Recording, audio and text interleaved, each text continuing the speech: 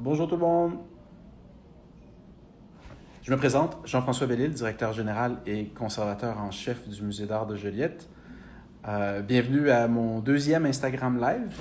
Cette fois-ci, c'est une discussion qu'on va avoir avec Ada Dana, qui est à Vancouver en ce moment et qui devrait se connecter incessamment pour parler de sa dernière série qui s'appelle Social Distancing Portraits, portraits de distanciation sociale. Une thématique qui est intéressante pour nous en fonction de la thématique de cette semaine sur le projet Musée en quarantaine. Je vous rappelle que la thématique de cette semaine, c'est l'empathie. Et on va voir qu'en fait, dans la pratique de Haddad, l'empathie joue un rôle assez important. Donc, on va pouvoir regarder ça avec lui. Ça va être un Instagram bilingue, un peu français, beaucoup d'anglais, parce que malheureusement, Haddad ne parle pas français. Mais je vais quand même essayer de traduire des petits bouts. Si vous voulez en savoir plus sur certains sujets, si vous voulez que je traduise certains bouts spécifiquement, gênez-vous pas, faites des commentaires, laissez-nous des commentaires, posez-nous des questions, puis on va bien sûr s'adapter à ce que vous souhaitez. Je vois toujours pas Haddad. So let me do this in English as well. Let me introduce myself, Jean-François Bélisle. I'm the Executive Director and Chief Curator of the Musée d'art de Joliette. And we're doing an Instagram Live today to talk with Ada Dana, fantastic Canadian photographer and artist based out of Vancouver. He's in Vancouver today, and he will be joining us shortly to talk about empathy. Empathy is the theme of this week's artistic productions on the Quarantaine Museum website and project. I think, at least we'll know soon when we talk to that empathy has played an important role in his artistic practice for many years now. Specifically with his latest series, he started in mid-March producing a series called the Social Distancing Portraits Project that you can see on our website, the Quarantine Museum, and on his website as well. So as soon as he joins us, we will, there is Haddad. He has to request to join us now. So this project specifically is really interesting with the ongoing theme. Here is Haddad, I think, joining us shortly, connecting. Hey, Hi. good morning. Good morning. How are you? Oh, good. How are you? Good. Thanks for joining us. This is it's my first Instagram Live in with two persons like that. So I think you've done others, so you might have to coach me. Thanks for. I'm trying to keep my head out of the comments. That's apparently the secret. Stay over here somewhere. That's perfect. So I don't know if you heard what I just said, but I was just doing a brief introduction about the weekly theme on the Quarantine Museum, which is empathy, which is what we're going to talk about directly and indirectly. Let me pull up my notes. As it is relevant in your work. So where are we now? Before we go into the heart of the matter. This is my studio in Vancouver. Great. And it's early in the morning. Well, it's my home studio. I haven't been to my my downtown studio in 3 weeks, a month, something like that. So you're locked out as well. Sorry? So you're locked out as well. Yeah, we're locked down. Not as locked down as Quebec, but still locked down. So we jump into this. It's embarrassing with the camera and this is the camera I've been using. Looks good, but it's interesting to see that camera. So wow. Yes. How are you? Empathy. What does it mean for you? Does it play a role in your practice, you think? Empathy. Yeah, I mean, yeah, of course it does. But I think more maybe I'm selling myself short, but more than like me having empathy, because maybe that's questionable, is it's more I think that I in some ways the video recorded tableau vivant set up like a situation for empathy, if that makes sense. Yeah. Because I think the empathy is more in a way between the viewer and the people in the work somehow than between me and the people in the work. And the people that partake in producing the work, because you work with communities, right? Every single project that you've done is with some form of community. Yeah, not everyone, but a lot of them. It's like one stream of my work for sure. Yeah. And does empathy play a role in that community, you think, when you talk to them about reproducing an artwork or a situation? Oh, that's a good question. Yeah, I'm sure it does. Yeah, that's why selling it short. I mean, I think,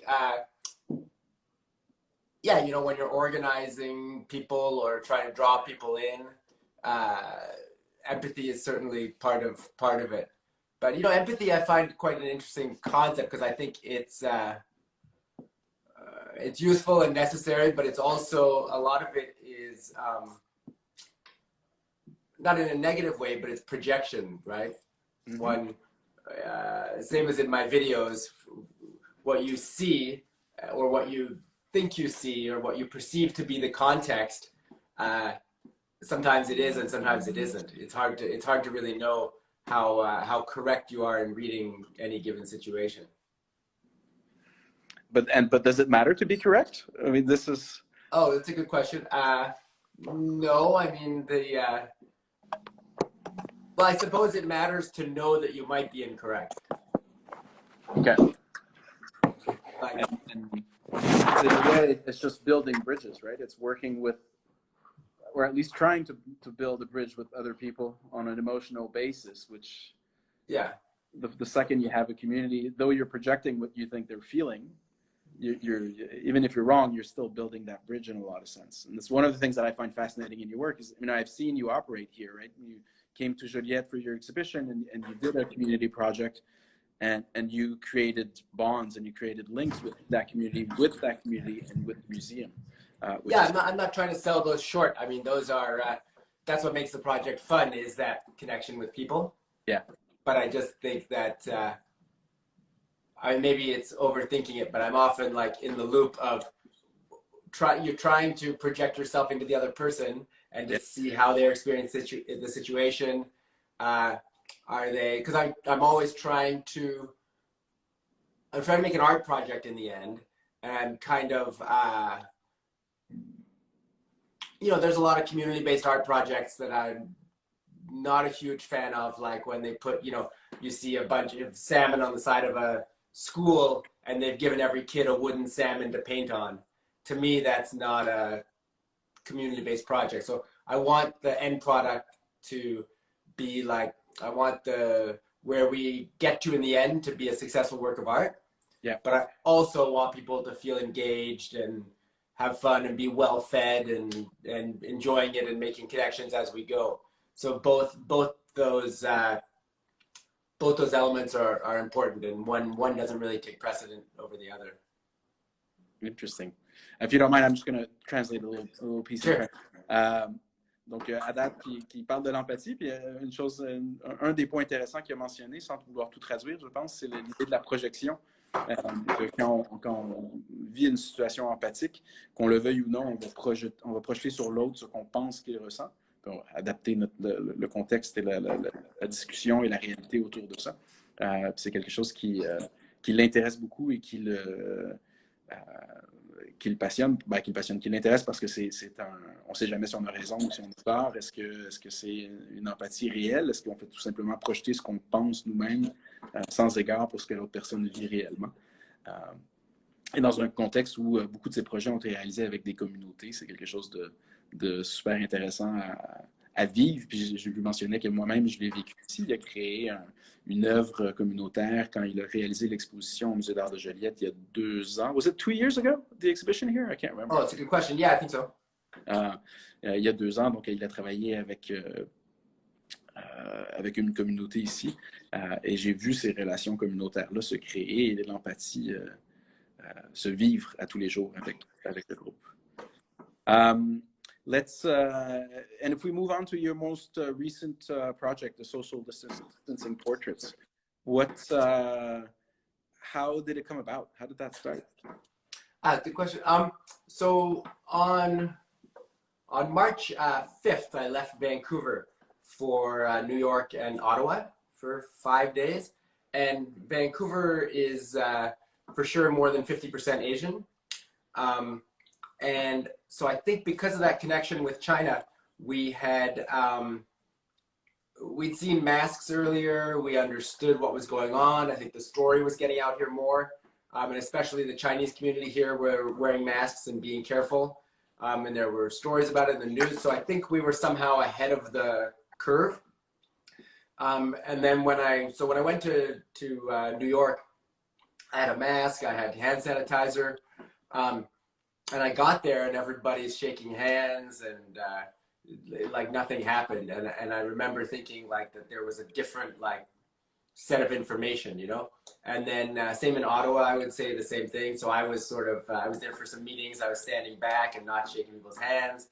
People thought I was, you know, being aloof, but I was just like, oh, well, you know, there's coronavirus, we gotta be careful, hand sanitizer.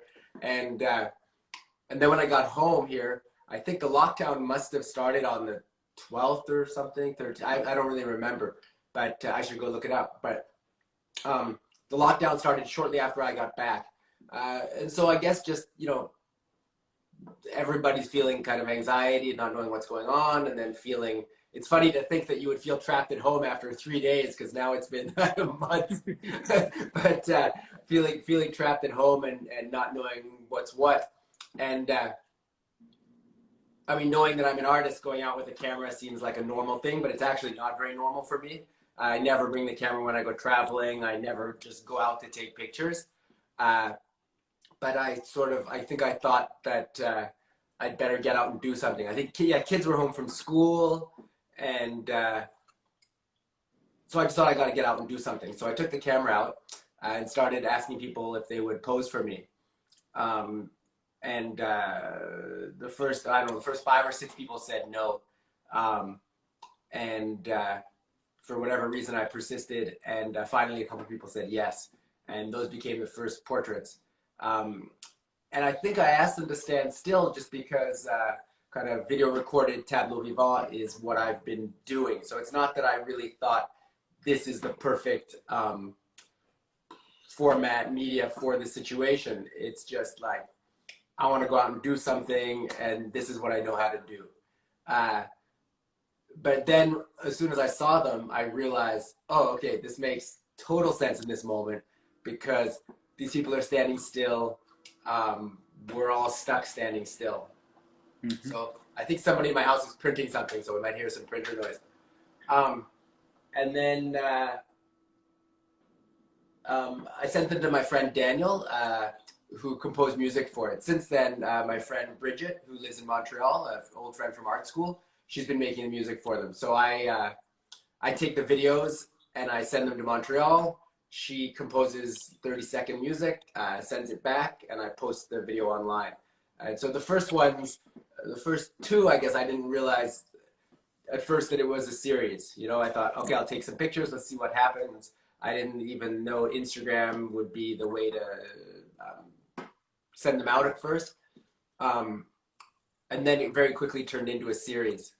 And I think, you know, this is not the final kind of format for this project. I think it'll keep going somehow, but I'm not sure how. It's been quite interesting for me because, you know, as an artist, I'm used to making work, and then eventually, like at my show at Joliet, curator chooses what becomes part of the project or what becomes exhibited. And you don't see the kind of production of it. Whereas this has been very, I don't know how to say it. This has been very like, you know, you're kind of seeing the process unfold in real time. I'm just showing some of them now on the in the background there, and these are stills, so they're not videos. They're not moving, contrarily to the, and that makes it that moving aspect, as you said, is incredibly appropriate. But it makes them really, really powerful. I mean, you can feel the weight and the anxiety, though that wasn't really originally meant to be there, I imagine. What's the role of the music? How does I understand how it happens and who does them, but what do you think it adds? Do you, because I, thinking about what we were going to talk about today, I felt there was a connection between the music and the empathy aspect. Because yeah, I mean, I think probably,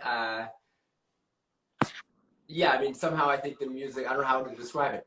Would you say like music gives you quicker access to the empathy or something? Or I don't know. I mean, again, it's hard because music can be so manipulative, but it can also be so exploratory, explanatory. So I think so Bridget composes the music without seeing the interviews, without seeing the text. Okay. So she's basing the music just on the visuals, which I like, and then the text gets added. But yeah, I think the music, again, I don't know if if the work was exhibited later or pushed further, how the music would play into it. But at the moment, I also somehow in online artwork, like in when my work is shown in a gallery, I think it makes sense that you enter and it's silent and the pictures are moving. But I think in a online context, I think somehow video without audio is also a bit more confusing. Does that make sense? Yeah. But I really like I mean, I think the clips are so short. Again, I think, for the internet, like my regular clips, let's say, would be 5 minutes or something, it wouldn't work. But I think the music really, pulls you towards empathy. It pulls you towards a relationship with this person that you're looking at. Yeah. And it actually, it ties in nicely with what you were saying earlier, because, if empathy is projection, the music is complete projection. It's, she doesn't know, she doesn't have the text when she composes them. So she's projecting onto the images her own soundtrack. And I think that, I mean, the projection is so often thought of, as a negative term, pejorative. But I think in this situation, it's just a kind of acknowledgement that, there's limits to your access to somebody else's mental life or interior life.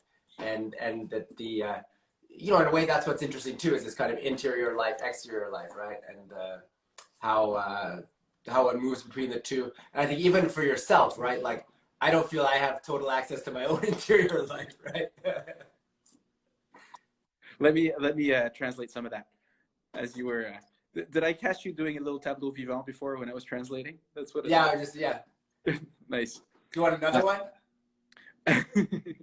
Donc, mini résumé en français, mais on parlait de comment la série des portraits de distanciation sociale ont été réalisés. Donc, c'est des gens qu'il rencontre dans la rue, il les filme avec sa caméra qu'on voit derrière à l'arrière-plan, qui lui permet de rester très loin de ses sujets tout en les filmant. C'est des petits clips d'une trentaine de secondes qui sont filmés, ils demandent aux gens de rester immobiles. Et à l'origine, il leur demandait de rester immobiles tout simplement parce que c'est comme ça qu'ils réalisent beaucoup de ces œuvres d'art, sans conception de la connotation dans le contexte d'aujourd'hui. Puis c'est en les voyant par la suite qu'ils réalisaient à quel point c'était approprié de voir d'avoir ce médium-là et cette approche-là dans le contexte de la COVID et du coronavirus. Expliquer aussi que les œuvres vidéo sont, une fois qu'ils sont réalisés, donc une trentaine de secondes, il les envoie à une amie à Montréal, Brigitte, de son prénom, qui compose de la musique sans savoir quoi que ce soit de l'histoire de la personne ou de quand ça a été réalisé, comment ça a été réalisé. Puis un des aspects intéressants de ça, je pense, qui à date semblait abonder dans le même sens, c'est qu'on parlait plutôt de l'idée de la projection. Est-ce que l'empathie est de la projection? Et là, dans ce cas-là, c'est une projection complète de la personne qui compose la musique sur les images, sans trop savoir ce qui se passe dans l'image. That series is really, really powerful.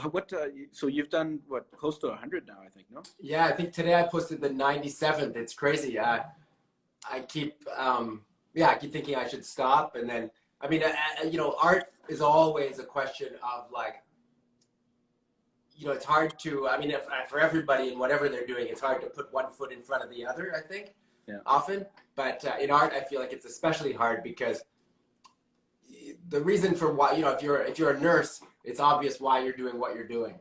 Yeah. When you're an artist, it's harder to quantify. And, when you're out taking pictures and everyone's saying no, and you think, what am I doing? so, you know, and then also, you know, I mean, I always try and push things a bit further or try a different angle, but it's also easy to look back and say, okay, I've just been doing tableau vivant videos for almost 20 years. I should find something new to do. But so several times I thought to stop, but I guess what's kept me going is looking at the project as a whole. I think like each of us is experiencing this completely differently. You know, some people lost their jobs, some people are still working, some people are working more, some people, you know, there's so many variations on people's experience. And then also, there's no clear mood. Like for myself anyway, and from talking to other people, it seems like you're up 1 minute, down the next. You think everything's going to be fine, then you think it's going to be tragic. You think this is an opportunity for, you know, rebirth in the world, or it's the surest sign of the apocalypse. So I think everybody is up and down, but there are some kind of similarities, not in the moments when we have these feelings, but in the kind of general feelings. And so seeing this project as like a set of points or data, then it kind of in a way to me gets interesting to have there be a larger body and to kind of plot, I don't know, society, or I mean, for me, it's very localized here too. I'm not doing people around the world. And I keep thinking to stop, and then I'll get a comment mostly on. I mean, that's the interesting thing about Instagram is it's given me, and Facebook, it's given me like instant feedback, which can be, you know, sometimes can be crippling, but also, I mean, yeah. So part of me thinks, okay, keep doing it as long as people are getting something from it. As long as I'm getting something from it, as long as it's, I mean, for me, it's been really helpful because it's kept me busy. So it's kind of, you know, stopped me from thinking too much about the situation in a way. Yeah. And it's one of the things that I've noticed too, is when we were, you know, working on something and building something, it makes everything else a lot easier. Yeah. I mean, I think that's probably why, you know, like if you're making sourdough bread, it's also the same thing, right? Yeah. Maybe let's talk about one specific work just to get more information on what type of shot in and what you go through. I don't know, maybe this one. This one's a great one because, you know, so when I go out, I'm being very careful. I'm staying far away from people. Did I send you a picture of, you seem to be able to put pictures up. I want to, hang on 1 second here. I kind of like this format of artist talk on, let me see if I can show you here.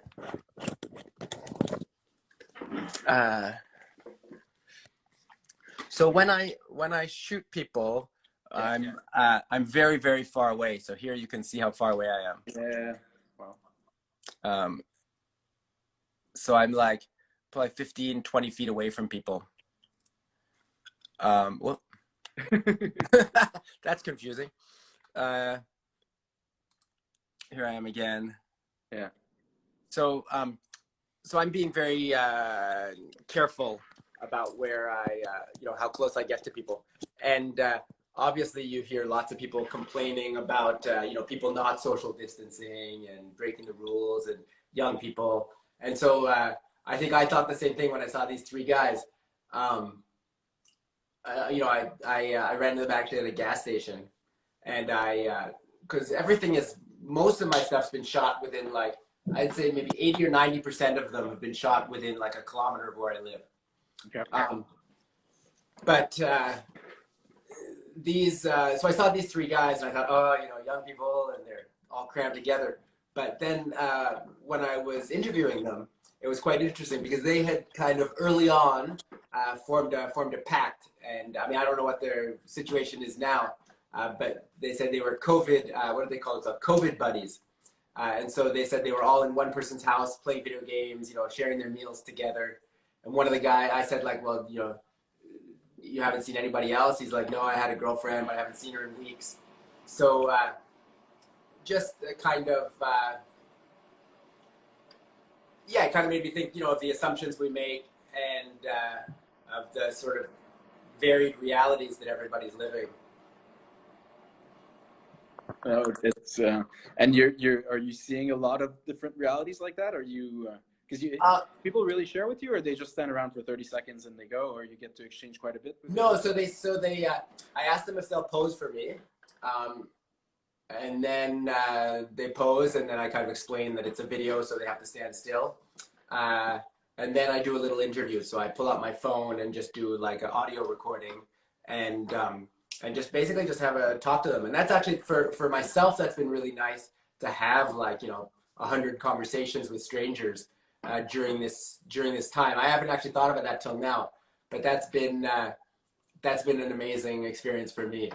And I kind of, I recorded them all so I can transcribe them and get what they say right. But I would say if you show me any of these people, I can tell you quickly what the conversation was.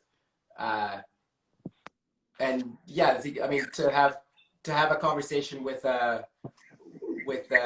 I remember this woman had the kind of, I mean, you hear about it. Not I had to remind her to keep her distance from me when we were doing the interview,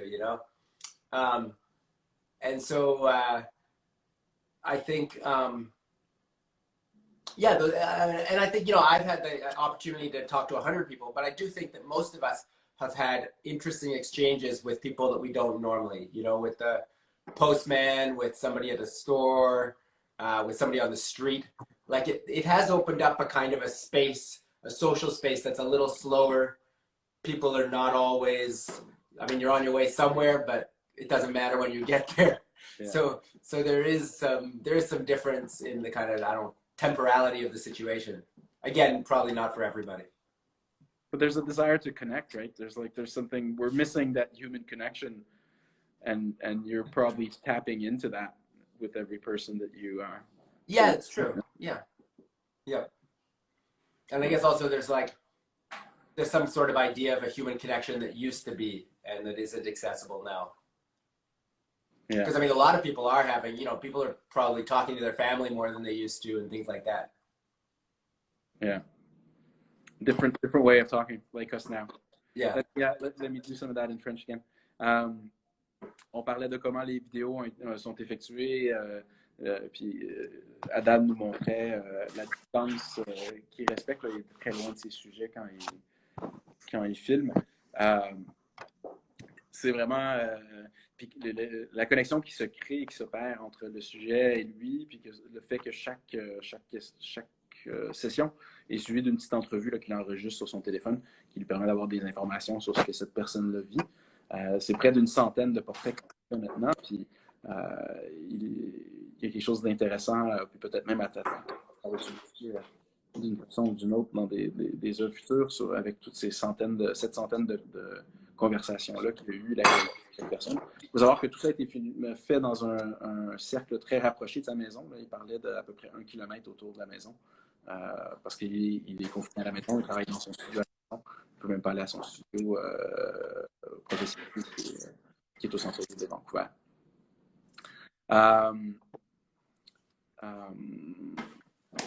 I think it's really fascinating. What are you? Have you thought about how these artworks could be showed in a museum context or in a outside of social media? Yeah, I mean, I think my plan anyway, or my thought at the moment is to do a couple of things. One is to kind of look at it all over again as kind of, so for instance, maybe it would be ganged up, or it could be something you could walk through, but not, the presentation would be different somehow. I also am thinking of going back and talking to people again. And maybe, I don't know if those would be a similar thing or another interview, or show them themselves and have them kind of look at themselves and comment and kind of think about what they were experiencing in that moment.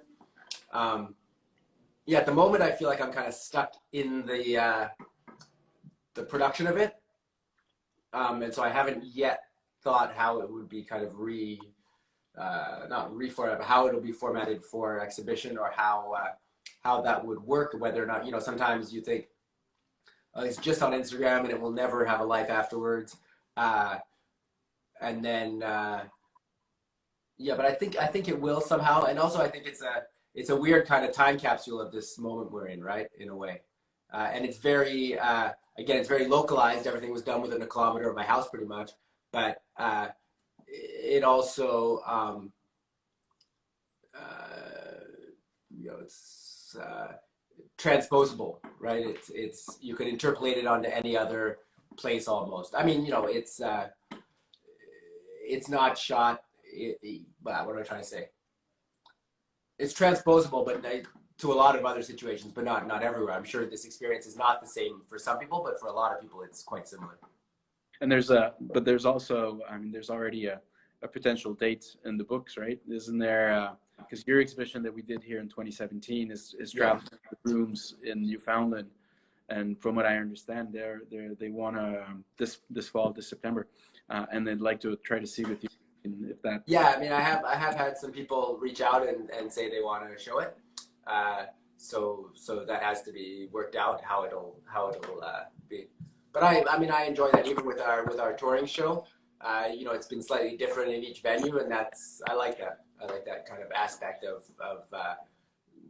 you know, something changing over time. Yeah, well, it's alive. Donc, je mentionnais, on parlait de comment les œuvres de social distancing portraits pourraient être exposées dans un contexte de musée ou de galerie.